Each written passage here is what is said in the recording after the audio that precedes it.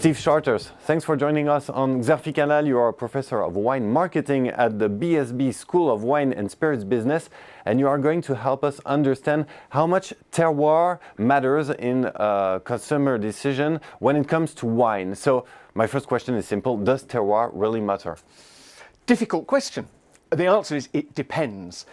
What's really important is that place matters to consumers, many consumers all over the world, not to all consumers, but to a lot of them. But often that's not so much the specific terroir where the vines were planted, but it's an identity with a place. It's because they happen to live in Burgundy, or they live in Bordeaux, or they live in the Napa Valley. So there's often that place attachment. Terroir, that's a bit more difficult. Is the answer easier to settle down when it comes to French wines? Actually, it isn't any easier. Certainly, the French are attached to an idea of terroir. If you ask them, is terroir important? Oh, yes, it is. But then when you ask French people, but what is terroir? You get all kinds of different answers. Look at terroir in Champagne. Here we have one appellation in a region that's about 150 kilometres by 80 kilometres. It's a large area. Whereas where I am in Burgundy, the terroir is often the individual site, just a little plot of land.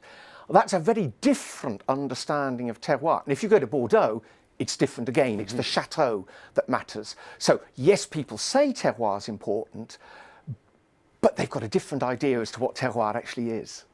And what about wines from what one called the New World? I mean, wines from California, Australia, or South Africa? That's a really good question. In the past, people have said, oh, well, of course, they don't have any terroir over there. They just make industrial wines. But that's not at all the case.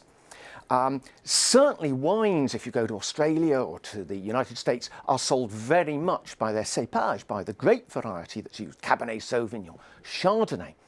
But increasingly producers there are very focused on the specific place that they're growing their grapes. I used to live in Perth in Western Australia. The nearest wine region there was Margaret River, about 3 hours south of Perth, the most important wine region. And people love great wines from Margaret River, and Cabernet Sauvignon, Merlot, Chardonnay, Sauvignon Blanc. But increasingly, the wine producers in Margaret River are saying, ah yes, but it's not just Margaret River, because if we plant our Cabernet Sauvignon here in Coarumup, it's different from here in Yallingup, and it's different from here near Augusta. So they're beginning to find different styles of wine depending on where they are. But they still sell them as Cabernet Sauvignon as well. So we have a wide range of answers when it comes to try to answer this question, does terroir matter? We do. What's interesting is that terroir, in the last 30 years, terroir has become used as a buzzword. A wine's got to have terroir to be a good wine. And therefore you claim to have a terroir for your wine, but exactly what it is you're claiming your wine has, that's clouded in all kinds of uncertainty. So we'll be careful now. Be aware of when terroir becomes a buzzword. Thank you very much, Steve Charters. You're welcome, thank you.